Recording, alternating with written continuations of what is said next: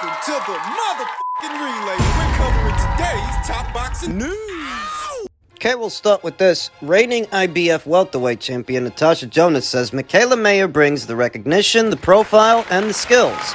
That is the fight I want. The feeling is mutual. Mikaela wants to fight just as much as Natasha. Mikaela Mayer brings the recognition, the profile, and the skills. That is the fight I want. I've told them what I want, so we will see what they come up with, Natasha Jonas says. Them being boxer, the ones who will likely bankroll this show and pay to make it happen in the UK. Natasha Jonas is 39 and nearing the end of her quite remarkable boxing journey, although that wry smile I notice over Zoom when I say she has only potentially 2 fights left may tell a different story, but with 2 fights left and not, Jonas only wants the fights that interest her. I'm not fighting anyone just for the sake of fighting. I'm not fighting Lauren Price. I don't get anything from that. I just want the big fights now. I want the big fights that I want. Mikaela is that. Mikaela Mayer brings the recognition, the profile, and the skills. That is the fight I want. Some criticized Natasha Jonas for not pursuing the rematch with Terry Harper that would have been for Undisputed at 154. She was reportedly made an offer by Matchroom to see that rematch come into fruition, but alas,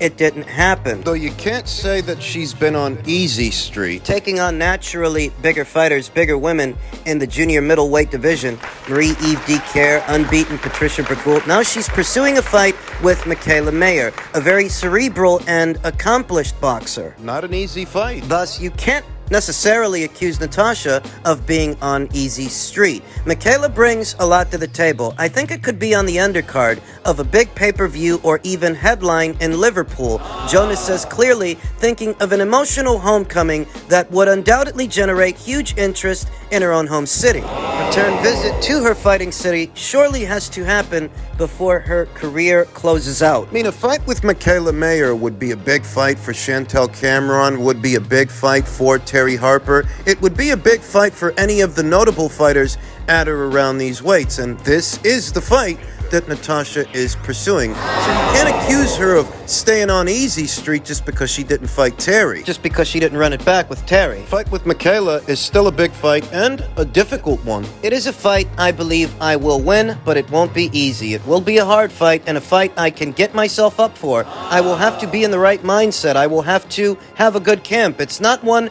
that I could just breeze through. It will be a tough, hard training camp, and they are the camps that I enjoy. As stated, Mikaela Mayer would be a big fight for Jessica McCaskill, for Sandy Ryan, for Chantel Cameron, Terry Harper, Katie Taylor, Carolyn Dubois, you name it.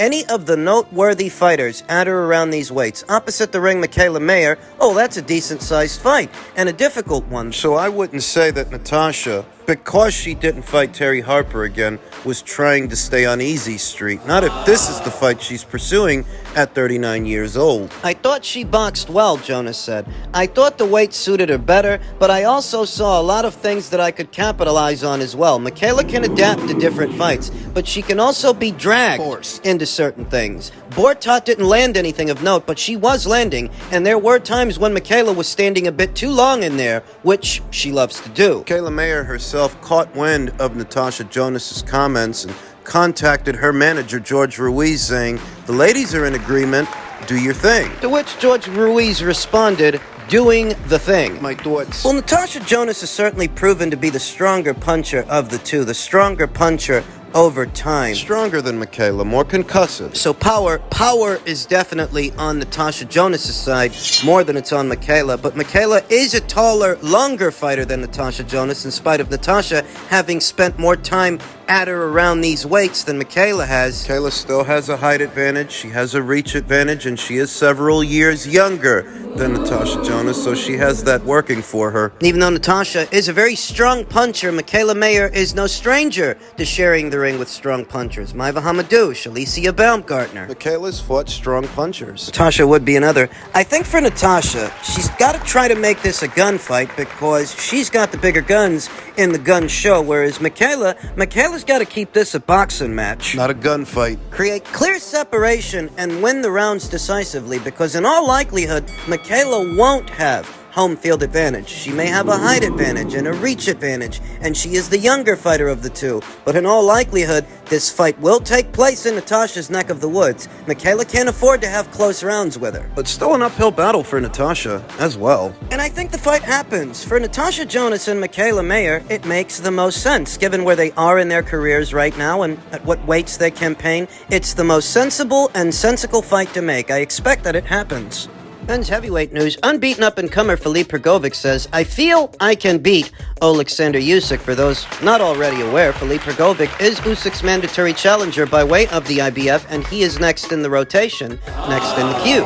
Alexander Usyk hasn't come close to losing a fight yet. Now, of course, his last outing was a bit shaky, but outside of a controversial low-blow body shot, Usyk dominated Daniel Dubois before eventually stopping him in the 9th round. Although the Ukrainian's aura is as strong as ever, Filip Hrgovic believes he has several holes in his game. I feel like I can beat Usyk, said Filip Hrgovic on IFL TV during a recent interview. Having watched Filip fight by fight over the years, I can't say that I'm in any way impressed with the Olympic bronze medalist, how he looked with Zhang, how he should have lost. A southpaw, and more recently how he looked with Dempsey McKean, yet another southpaw. Like Usyk is a southpaw. But when you think about those three fighters respectively, that's really all they have in common, isn't it? I mean, The southpaws. Zhilei Zhang, Dempsey McKean, Alexander Usyk. The southpaws. That's all they have in common. They are built quite differently, operate quite differently, go about fighting a fight in different ways. Filip Hrgovic continued,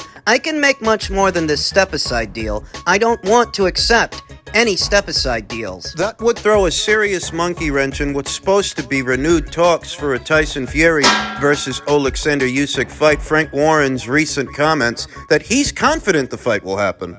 I'm quite confident we're going to see a unification fight. I'm quite confident of that. Tyson Fury, Alexander Usyk to close Riyadh season? I don't know, but I'm quite confident that that fight will happen. For it to happen, and for it to be the undisputed heavyweight championship, that would require Filip Hrgovic to stand down. That would require him to step aside, likely feeling emboldened because of the controversy in Usyk's last fight, because of the low blow / body shot. A low blow to some, a body shot to others. It all depends on who you ask. Very recently, top-rank impresario Bob Arum was asked about it, and in his opinion, it was a low blow. Seems to me that Dubois quit. Didn't expect him to say that. You know, because he's good buddies with Frank Warren, and that's Frank Warren's fighter. So in many ways, I would have expected Bob to keep up appearances and toe the company line. Maybe the referee gave him too long to recover, but I watched it on television. It was a low blow. Arum told IFL TV. Arum then added that he felt that Dubois had quit when he took a knee in the 9th round after absorbing a right-hand jab from the southpaw Usyk. It seemed to me that Dubois, after throwing that low blow, quit. Why he did? I don't know. Some may be interpreting that entire controversy as a kink in Alexander Usyk's armor, that slowly but surely a blueprint is being drawn up on how to beat this fighter, defeat this fighter. Fighters like Filip Hrgovic Might be thinking to himself, now he knows what to do, and now he knows where to go. That Usyk, he don't like it to the body. The IBF is expected to order Usyk's next mandatory fight, possibly against Croatia's Filip Hrgovic, but that option can be superseded if Usyk is able to strike a deal to face WBC champion Tyson Fury, a client of both Arum and Warren, for the undisputed heavyweight championship. Fury is scheduled to take on former UFC champion Francis Ngannou in a crossover fight on October 28th in Saudi Arabia, what will be his only ring appearance this entire calendar year. And if it's the way that Frank Warren says it is, because he's confident the fight will happen, the fight between Fury and Usyk. That's what he says. It's not one way. There are a lot of moving parts. For you to do the fight between Alexander Usyk and Tyson Fury, you have to deal with Filip Hrgovic. You have to get him to stand down and step aside, and he says he doesn't want to. You know, that's not even the first time that Frank Warren provided assurances that the fight between Tyson Fury and Alexander Usyk would happen. That's not the first time. By my count, he's been doing that for a little over a year now. It was in August of last year that he provided those same assurances that Fury versus Usyk would happen. That was last year, over a year later. And in theory, it was supposed to be an easy fight to make because it didn't involve any other promotional outfits, any other rival outfits. It didn't actually involve Matchroom or Eddie Hearn. It was supposed to be, at least in theory, an easy fight to make. But here we are. Didn't go nowhere. It was Amir Abdallah of Skills Challenge in association with Prince Khalid, who when the fight initially broke down, he couldn't wrap his mind around it. He couldn't understand, given what money was on the table for the fighters, why the fight didn't go through. You know, that Fury Usyk snake, that head keeps popping up everywhere we go. You know, the talks from Fury Usyk were happening ever since, last year. I took over and Prince Khalid assigned me as the head of boxing just a couple of months ago. So the talks had already started. There was just a lot of moving parts. I think that there was a lot of, I don't want to say misunderstandings, because I think everybody was on the same page, but it was a lot of demands, a lot of things that, just couldn't happen. I think the offer was more than generous. I think that the money that was on the table was a premium price.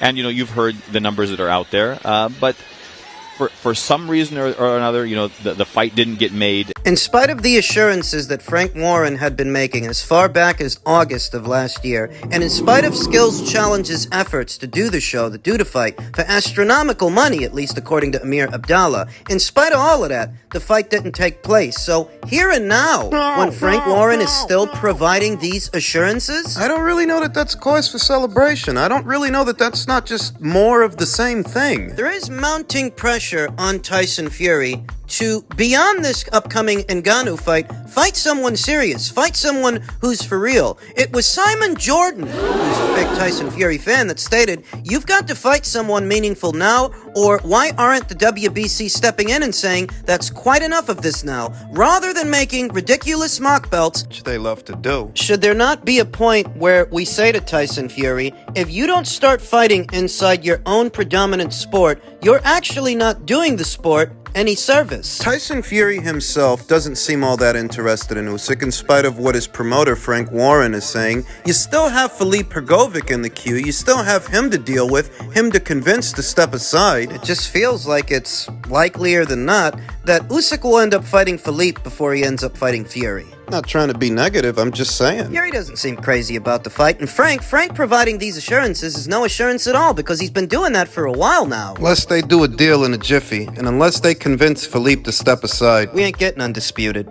To make matters worse, the WBC president Mauricio Sulaiman is saying there is no hurry to find a mandatory contender for Tyson Fury. In other words, they're not going to put him on the spot. They have no intention of holding his feet to the fire. Mauricio was quoted as saying he has been willing, able, and trying to fight Alexander Usyk, Anthony Joshua, Andy Ruiz, or anyone, and has not been able to land the fight that the fans would like to see. Instead of waiting around, he has no mandatory contenders, so he is going to do this special event in Saudi Arabia. He is not fighting Alexander Usyk because he was not ready last December. Then they couldn't do it in March, and then they went their separate ways. Anthony Joshua, the same thing. So don't blame Tyson Fury. He has been there and has been there ready. The mandatory contender is a rule to provide opportunities to the best contender in the division, not to be talked by the champion. Well, you're not giving anybody an opportunity. The WBC, and any alphabet organization really,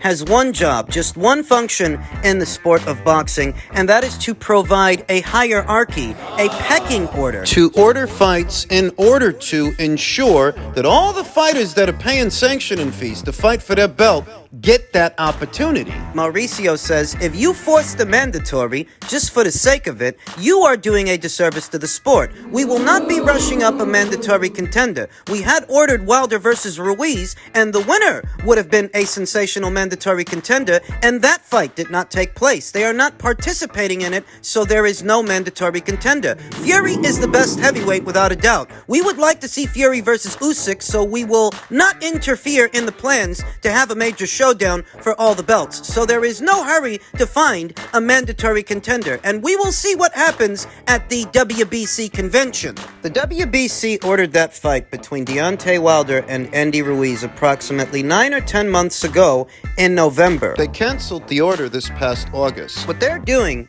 is deliberately dragging their feet and enabling Tyson Fury to hold that title hostage, all the while alienating all the fighters in their ranks that are paying them sanctioning fees. You're saying that there's no mandatory challenger because you ordered a fight between two guys late last year and they still haven't fought. Well, what about the other 38 fighters you've got in your rank standings? Couldn't you order a fight between two of them? If Wilder and Ruiz couldn't get it together, why don't you just move on? The most pertinent question, at least to me, is aside from Deontay Wilder and Andy Ruiz, are you collecting sanctioning fees from the other 38 fighters in your rank standings? Because if you are, what you're doing is a disservice to them. And a disservice to boxing. So long as you allow Tyson Fury to hang on to that title devoid of any mandates, he's free to fight as many MMA fighters as he wants. But what about the guys in your ranks? What about the guys